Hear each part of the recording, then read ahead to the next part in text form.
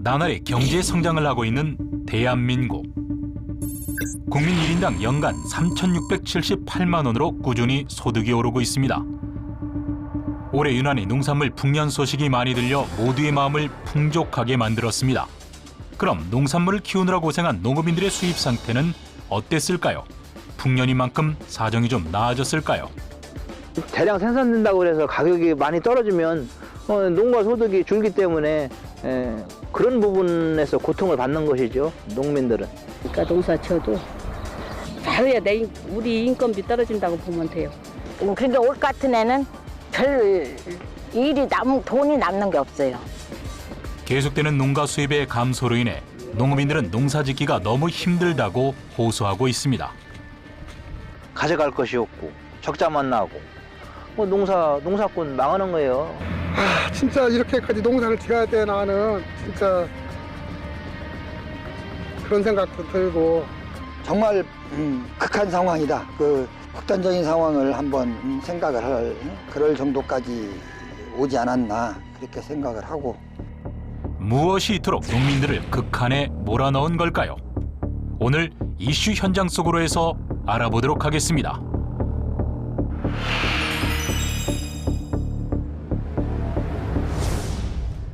여러분 안녕하십니까? 이슈 현장 속으로 이태현입니다. 농업 기술이 발전하고 농업인들의 기술이 축적되면서 질 좋은 농산물의 생산량이 점점 증가하고 있습니다. 생산량의 증가는 꾸준한 농업 소득으로 이어졌는데요. 농촌경제연구원 자료에 따르면 농업 소득은 2012년부터 꾸준히 증가하고 있습니다. 하지만 정작 농업인들은 소득이 감소해서 살림이 어렵다고 호소하고 있는데요. 대체 어떤 문제로 소득이 감소하고 있는 걸까요? 농업인들은 질 좋은 농산물을 생산하기 위해 1년을 투자합니다. 농업인의 정성은 물론 농업 기술의 발달로 많은 농산물의 생산량이 증가했는데요. 그중 보리, 마늘, 양파가 올해 많은 양이 생산되었습니다. 하지만 증가한 농산물의 생산량은 가격 하락으로 이어져 농업인들의 시름만 늘어나게 했습니다. 농민들은 팔아야 소득이 일단 돼요. 근데 적정 가격이 돼야 되는데 가격이 떨어지면 싸게라도 해서 그냥 어디다 넘겨버린다고요. 중간 유통업자한테. 그러면 농민들은 풍년 들어도 걱정. 흉년 들어오면은 생산량이 적어갖고 그것도 걱정. 그러니 농업 자체가 그냥 정말 힘들어요. 특히 올해는 난지역 마늘의 가격이 폭락해 마늘 농사를 지은 농업인들이 힘든 시기를 보냈다고 합니다. 내년 농사를 위해 마늘을 파종 중인 한 농업인을 만나봤습니다. 그전에는 마늘 한 50개가 15,000원씩 이렇게 팔았는데 올해는 50개가 한 7,000원, 8,000원 했으니까 적자나잖아요. 인건비 들어가지. 인건비가 얼마나 비싼지 알아요? 9만 원씩이에요. 그러니까 올 같은 해는 별 돈이 남는 게 없어요. 소작농인 고상순 씨는 한 해 평균 5천만 원의 농가 소득을 올린다고 합니다. 하지만 올해는 1,000만 원이 감소한 4천만 원의 수입이 예상되는데 여기서 인건비와 생산비를 제외하면 순수익은 얼마 되지 않는 상황. 이제 사천에서 이제 모으면은 한 2,000에서 3,000, 2,500 정도 수익이 될라나 그렇게 예산하고 있어요. 그래서 그냥 이제 해마다 그냥 안 돼도 그냥 그 돈 다 써야 하고 돼도 그 돈은 써야 하니까 생활하기 어떤 때는 복잡할 때도 있습니다. 진짜로 어렵습니다. 난지역 마늘보다 좋은 가격을 받았던 서산의 육종 마늘. 하지만 육종 마늘도 사정은 마찬가지입니다. 난지역 마늘의 가격 하락과 함께 육종 마늘 역시 가격이 떨어졌습니다. 올 같은 해는 시세 차이로 볼 때 한 접에 10,000원 떨어졌으면 1,000접이면은 1,000만 원. 좀 하락됐다고 봐야죠. 내 인건비 떨어진다고 잘해야 우리 인건비 떨어진다고 보면 돼요. 더 나오는 거 뭐 없어. 그래가지고 더 어려워. 농촌 생활이. 수입은 줄어들었지만 당장 처리해야 하는 비용이 많아 두 사람은 걱정이 태산입니다. 대량 생산을 위해 구입한 농기계들 역시 부담입니다. 고랑 만들고 폭토하는데 어쩔 수 없이 이것도 구입을 해서 1년에 쓰는 시간은 한 20시간밖에 안 돼요. 비료 살포기 이게 뭐 가격을 따지면 이게 600만 원입니다, 이게. 이게 6조씩. 참 비싸요, 이거. 이거 한 열흘밖에 못 쓰는데. 그럼 뭐 빌려서 쓰실 수도 있는 거잖아요. 그 빌려 쓰려고 하면은 두 가지가 있어요. 하나는 제 날짜에 내가 못 심는다는 것 하나. 또 이걸로 또 남의 거 심어서 약간의 뭐 조금 기획값이라도 벌으려고.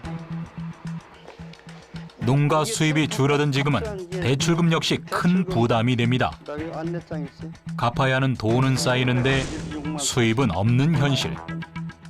그거는 또 지날짜에 갚으라니까 또 우리가 썼으니까 갚기는 해야 하고 또 지금. 이 수입이 또 그만큼 안 들어올 때는 힘들어요. 진짜.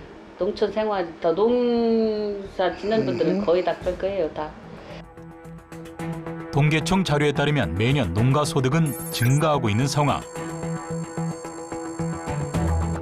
하지만 농가 부채율 또한 빠르게 올라가고 있습니다.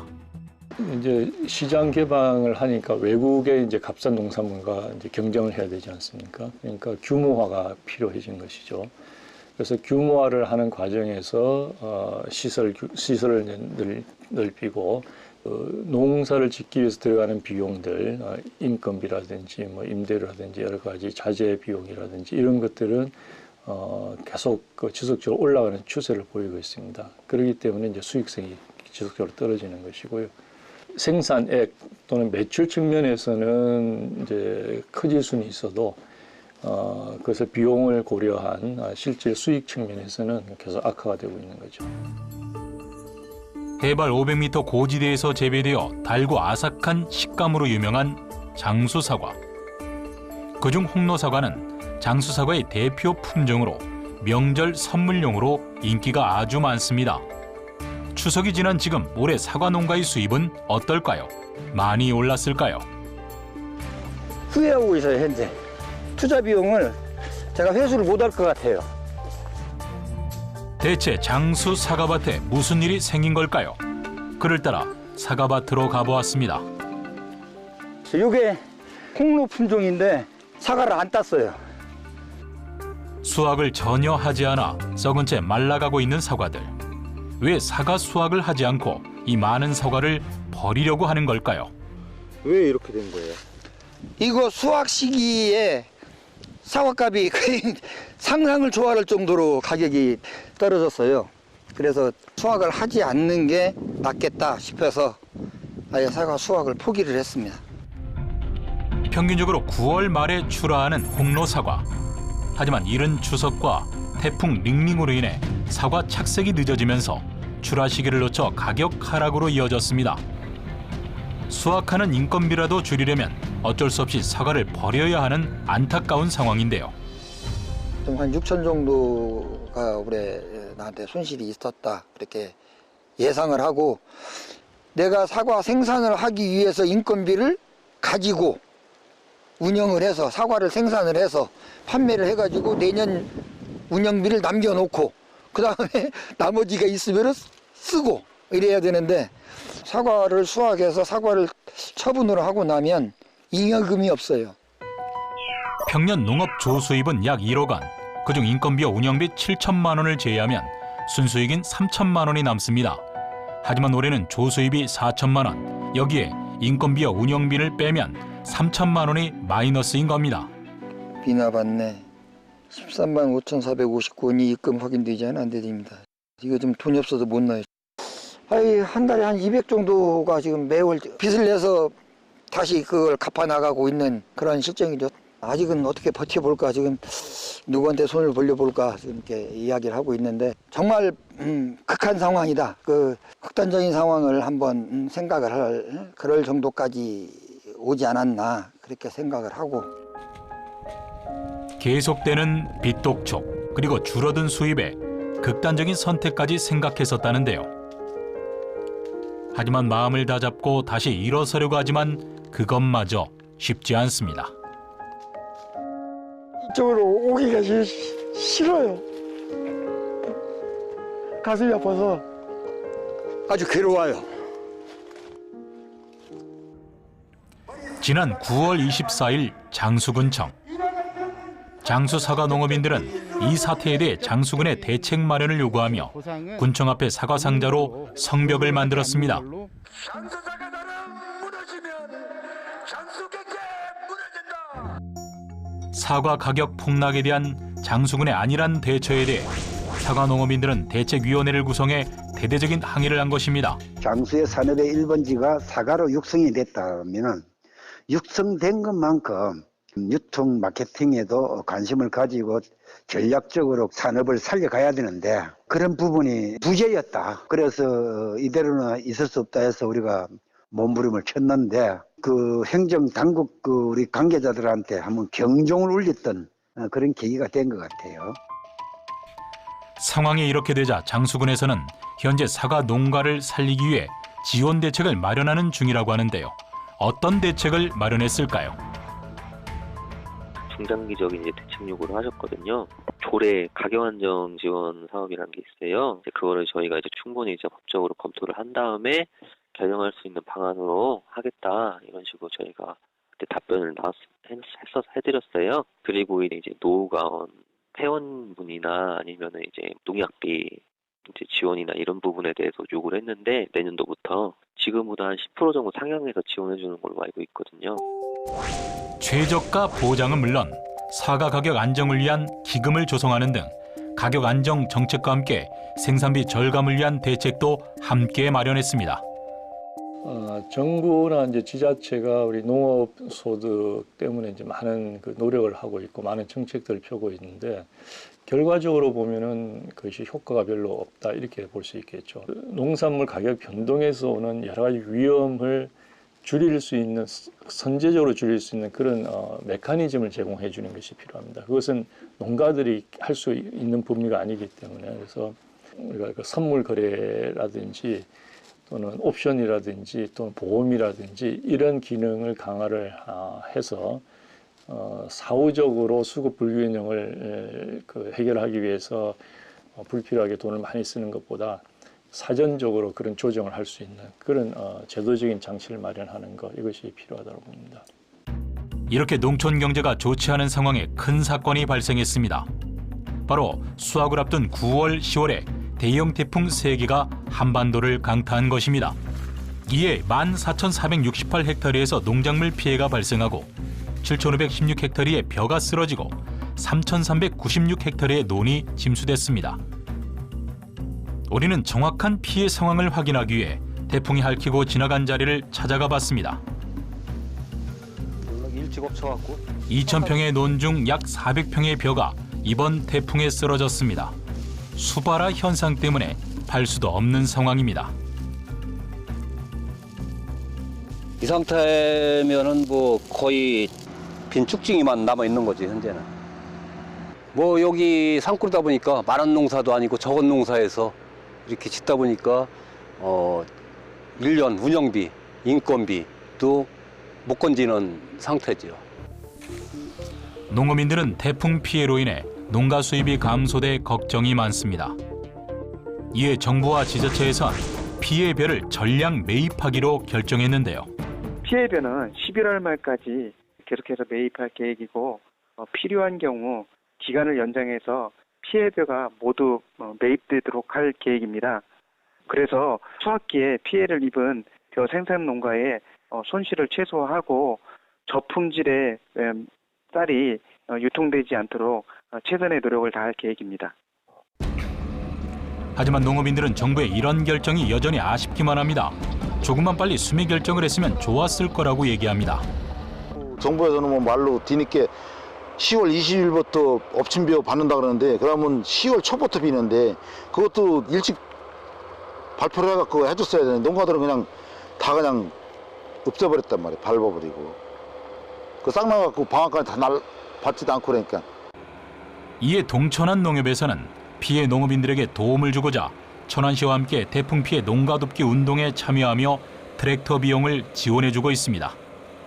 1년 농사라는 게 농가들 입장에서는 벼 수확해가지고 수매하는 게 가장 크게 차지하는데 올해 그 수입의 한 20% 이상이 줄어든다고 가정을 한다 그러면은 농가 입장에서는 큰 타격이라고 볼 수가 있죠. 저희 농협도 원래는 그전에는 도급벼에 대해서는 수매를 안 했었는데 올해만큼은 저희가 100% 지금 다 도곡대비를 받고 있습니다. 받고 있는데 다만 이제 한 가지 걱정되는 거는 도곡뼈도 정상뼈에 대해서 기준 가격을 그만큼 드리지는 못합니다. 다만 저희도 이제 그거를 판로를 통해서 많이 회복을 시켜보려고 지금 노력은 하고 있고요. 한 가지 부탁은 진짜로 재해보험은 필수입니다. 100% 다 가입하는 쪽으로 생각을 좀 바꿔주셨으면 좋겠습니다. 농작물 재해보험을 가입한 농가들은 피해 보상을 받을 수 있어 그나마 상황이 조금 괜찮다고 합니다. 하지만 가입하지 않은 농가들의 피해 액수는 여전히 큰 상황입니다. 농가 수입을 올리기 위한 대책은 없는 걸까요? 식량은 곧 무기거든요. 그러니까 그걸 공공성을 가진 것이라 해갖고 정부에서 좀 대책을 강구해서 농사 짓는 사람들을 좀 보호를 하고 소득도 좀 보장을 해줘야 돼요. 네. 그러려면은 일단 생산된 것은 적정한 가격에 팔릴 수 있게끔 해줘야 되는데 파는 거에 관련되어 가지고는 이 농민들이 전문가가 아니라는 거죠. 네. 그래서 팔 수 있게끔 도와주는 것이 좀 기관들이 좀 많아졌으면 좋겠어요. 그래야 농사를 짓고 살겠죠. 그러면 그 사람들 거기서 떠나요. 우리의 농촌을 지키며 건강한 먹거리를 위해 모든 정성을 쏟으며 농작물을 키우고 있는 농업인들.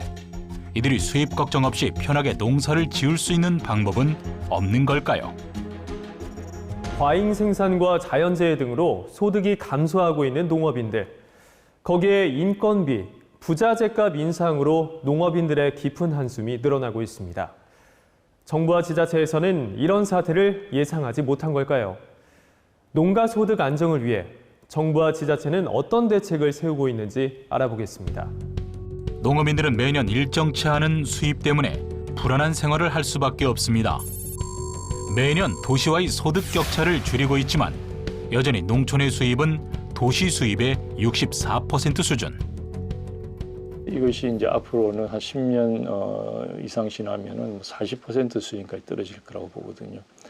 소득이라고 하는 것은 이제 모든 생활의 근거가 아니겠습니까? 그 지속 가능한 영농의 그 근거가 되기 때문에 이 소득이 그렇게 절대적으로뿐만 아니라 상대적으로 많이 격차가 나면은 농업 인구가 줄어들고 농업의 지속 가능성이 굉장히 떨어질 것이라고 보거든요. 그래서 빈곤이 더 악화되지 않도록 하는 것, 이게 굉장히 중요하고요. 그것이 농업을 유지하고 농촌 사회를 유지하는데 저는 아주 기본적인 과제라고 그렇게 봅니다.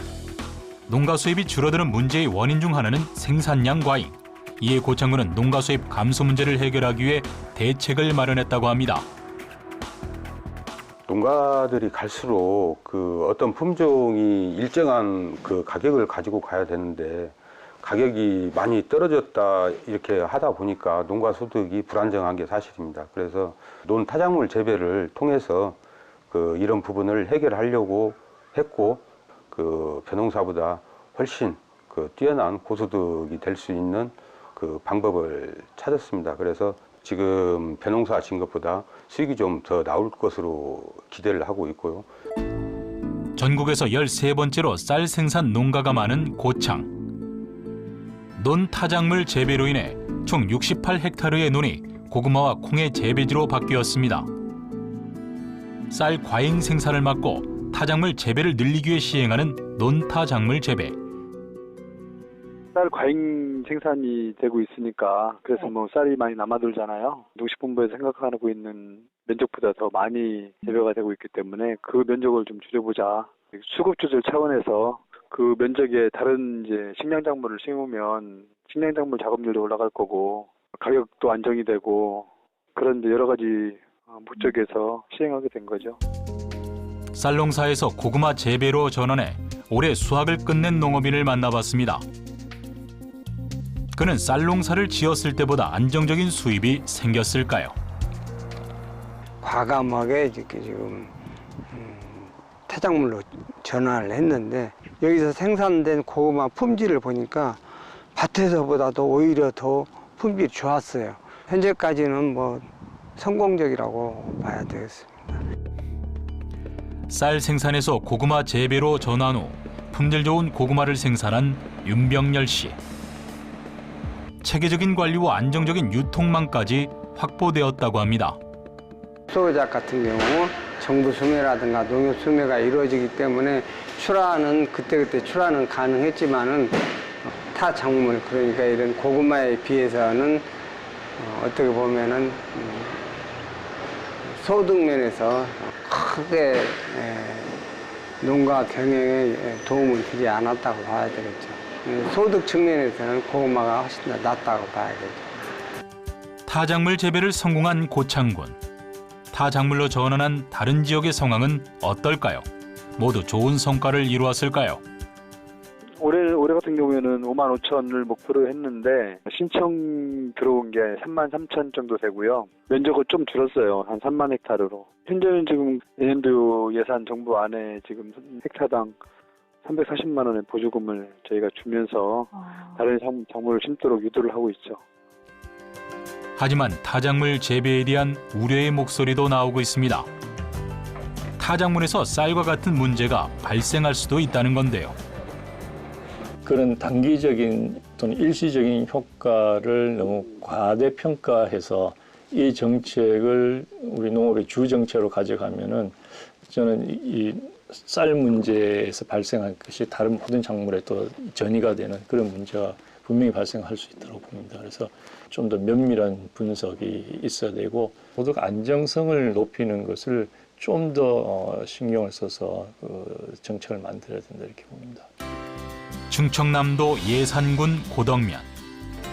안개도 거치지 않은 이른 아침, 막바지 쌀 수확을 위해 오늘도 농업인들은 구슬땀을 흘리고 있습니다. 농업인들은 줄어든 소득 때문에 비용 절감에 안간힘을 쓰고 있는데요. 이게 올해 태풍 와갖고 험해져 갖고 놓은 감이 안 좋아서 이런 발들이 많이 부러져요. 근데 이런 정비 같은 거는 이게 업체 안 맡기고 직접 하시는 거예요? 그렇죠. 한번 맡기면은 수십만 원에서 많게는 몇백만 원 나오거든요. 비용 절감도 그렇고 빨리 이럴 수 있기 때문에 하고 있습니다. 올해 태풍으로 인해 농기계들도 성치 않아 수리 비용이 더 들어가게 된 상황. 이에 남궁헌 씨는 비용을 아끼기 위해 모든 것을 혼자 해결하고 있습니다. 요즘 인건비도 그렇고 이 부속, 자재비 이런 부분 하면은 저 같은 경우는 한 5천만 원 내외선 최고 많이 들어간다고 봐야죠. 농사를 지으면 수확기 때 한 번만 농가 수입이 들어오는 농업인들. 농업인들은 소득 공백기에 예상치 못한 지출이 생기면 걱정부터 앞섭니다. 1년에 한 번 수익을 내서 그 다음 연도까지 이렇게 써야 되기 때문에 수익 구조가 좋지 않다고 생각을 하고, 처음에 이제 3월달, 4월달, 5월달, 6월달까지는 그래도 이제 그 농비 이제 해놓은 것이 있으니까 그거로 쓰면은 그럭저럭 맞는데, 과외로 더 들어가는 시기가 되면은 그 7월달, 8월달, 9월달, 10월달까지가 굉장히 어렵습니다. 최저임금은 오르고 있지만 농업인들의 농가 소득은 최저임금에도 미치지 못하는 상황. 농업인들은 안정적인 농가 수입이 보장되지 않아 소득 공백기에 힘든 시기를 보내는 경우가 많습니다. 대체로 농업소득은 일시적으로 오고, 그러나 지출은 이제 매달 나가야 되는 것이 있기 때문에 그런 불균형에서 오는 것들이 이제 부채로 이어지는 이제 악성 부채나든지 이런 게 되는 것을 막아주는 것이 농업 월급제인데, 그런 측면에서는 그게 굉장히 바람직한 정책이라고 볼 수 있고요. 농작물 수매 금액의 30에서 60%를 월별로 나눠서 선지급하고 수확 후 상환하는 농업인 월급제는 약 30곳의 지자체에서 진행 중입니다. 이산군에서 올해 처음 시작하는 농업인 월급제 사업은 소득 공백 기간에 자금 지원으로 경제적 부담을 덜어주기 위한 사업입니다. 구체적으로 신청자의 출하 약정 물량에 따라 월 최소 20만 원에서 최대 200만 원까지 월급처럼 받도록 선지급하고 자체 수매 후 전액 상환하게 됩니다. 그리고 이장회의와 언론 등을 통해 홍보를 강화해 많은 농가들이 사업 혜택을 받을 수 있도록 만전을 기할 계획입니다. 올해 농업인 월급제를 신청한 남궁헌 씨. 소득 공백기에 실질적으로 도움이 됐을까요? 농가가 이제 부족한 부분을 채워주지 않을까, 부족한 돈을 좀 채워주지 않을까 하는 생각에서 이제 신청을 하게 됐고, 올해 그렇게 받아보니까 뭐 굳이 대출을 받지 않더라도 그 돈으로 활용을 해서 쓰다 보니까 굉장히 좋더라고요. 소득 공백기에 농업인들의 지출 걱정을 덜어주는 농업인 월급제. 내년에는 더 많은 지자체에서 실행해 농업인들의 걱정을 덜어주길 바랍니다. 농촌 사회가 유지되기 위해서는 농촌 사회의 산업적 기반이 되는 농업이 유지가 돼야 된다. 그런 측면에서 농업 소득이 그 근간이거든요. 산업적인 기반이고, 그다음 농촌의 기반이고, 지역 사회 기반이고, 우리 나라의 기반이 될 수 있는 거죠. 많은 그 정부 기관들이 농업 정책이나 지원을 하기 위해서 뭐 애를 쓰는 것은 틀림이 없습니다만은 결과적으로 보면 우리가 규모의 정책에도 실패를 해서 경쟁력을 확보하는 데도 실패를 했고요. 농가 소득을 올리는 데도 실패를 했고, 그런 실패를 한 것을 인정을 하는 것이 필요하고, 그렇기 때문에 본질적인 변화를 일으키는 그런 저는 자성이 필요하다 이렇게 봅니다. 모든 농업인들이 안정적인 수입 구조로 인해 마음 편히 농사를 지을 수 있도록 정부와 지자체에서 지금보다 더 많은 노력이 필요할 것입니다. 우리가 편하게 사 먹는 모든 농산물에는 농업인들의 피와 땀, 눈물, 그리고 노력이 고스란히 담겨 있습니다. 이런 농업인들의 노력의 결실은 반드시 제대로 보상받아야 마땅하죠. 보상이 없다면 이제 아무도 농사를 지으려 하지 않을 겁니다. 정부와 지자체는 농업인들의 소득 안정을 위한 구체적이고 장기적인 대책을 꼭 마련해야 합니다. 그래야 농업인들이 마음 편히 농사를 지을 수 있을 테니까요.